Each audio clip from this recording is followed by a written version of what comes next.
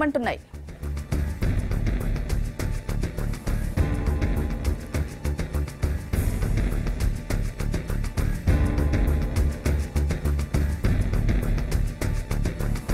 కార్మికులు సమ్మె చేస్తున్నారు. జిహెచ్ఎంసీతో పాటు రాష్ట్ర వ్యాప్తంగా ఉన్న 6 కార్పొరేషన్స్ 50కి పైగా మున్సిపాలిటీల కార్మికులు సమ్మెలో ఉన్నారు. దాదాపుగా జిహెచ్ఎంసీకి సంబంధించి 27,000 మంది కార్మికులు సమ్మెలో ఉన్నారు.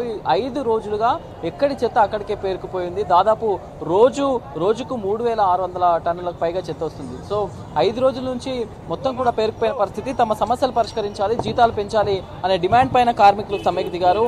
ఆ అవుట్సోర్సింగ్ కార్మికులకు 16,000, 14,000 జీతాలు పెంచాలి అనే దానిపైన కార్మికులు సమ్మెబాట పట్టారు. అట్లాగే పర్మనెంట్ ఉద్యోగులకు జీపీఎఫ్ అకౌంట్లు ఇవ్వాలి, హెల్త్ కార్డులు మంజూరు చేయాలని దానిపై ప్రధాన డిమాండ్గా కార్మికులు సమ్మెబాట పట్టిన పరిస్థితి.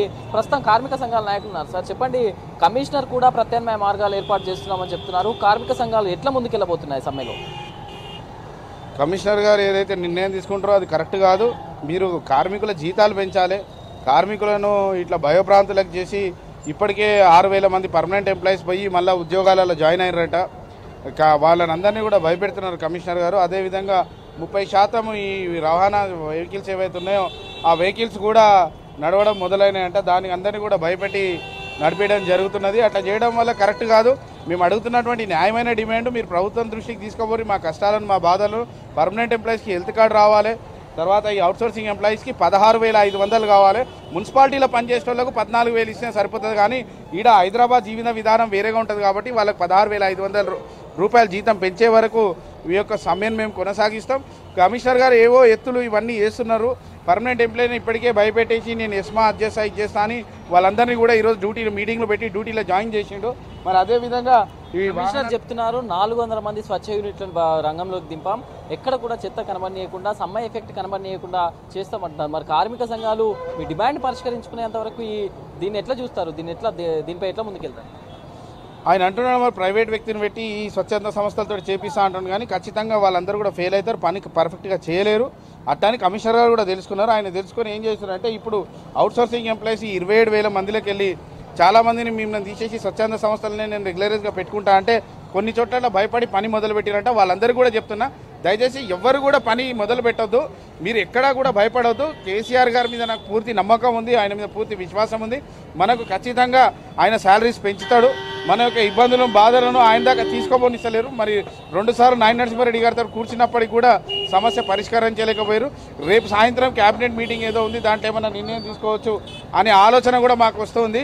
అంతవరకు కమిషనర్ ఎన్ని భయాలు పెట్టినా, ఎటువంటి వార్నింగ్లు ఇచ్చినా, ఏం చేసినా కూడా మీరందరూ కూడా పని చేయొద్దని మరొకసారి మీ అందరితో కోరుతున్నా. ఎవరు కూడా ఎక్కడా భయపడొద్దు. కమిషనర్ గారు ఈ రకంగా ఆలోచనలు చేస్తే మేము కూడా వేరే దానికి ఈ యొక్క సమ్మెను ఇంకా తీవ్రమైన చేసేందుకు ఆలోచన చేస్తాం. రైట్, ఎట్లా ఉండబోతుంది మీ యాక్షన్ ప్లాన్? ఏ విధంగా రూపొందిస్తున్నారు? ఏ విధంగా సార్? ఇప్పుడు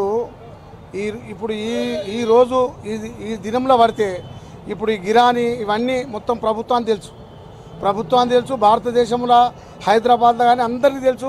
ఈ గిరానీ లోపల ఈ 7,200 రూపాయలల్లో వాళ్ళ స్కూల్ ఫీజులు ఏంది, వాళ్ళ కరెంటు బిల్లు ఏంది, వాళ్ళ ఇంటి కిరాయిలు ఏంది, ఈరోజు పప్పులు ఉప్పుల ధర మొత్తం పెరిగింది. దాని మీదకి వెళ్ళి ఈ గరీబ్ వాళ్ళు ఎట్లా బతుకుతారు అందరూ తెలుసు. పెద్ద లీడర్లు ఎలక్షన్ అప్పుడు కానీ ఎప్పుడన్నా కానీ 5 ఏళ్ళకి ఒకసారి గరీబ్ వాళ్ళ దగ్గర పోయినప్పుడు అందరు ఏమడుగుతారు? అమ్మా మీకు మేము అది చేస్తాము, ఇది చేస్తాము. రైట్, ఇది అంటే ఓవరాల్ గానైతే సమ్మె ఇంకా కంటిన్యూ అవుతుంది.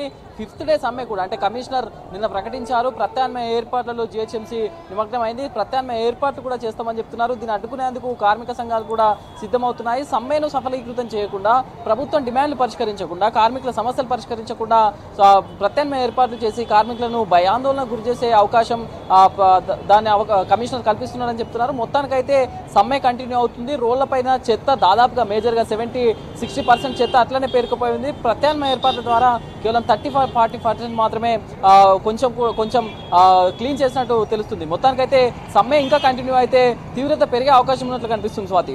Right, thank you.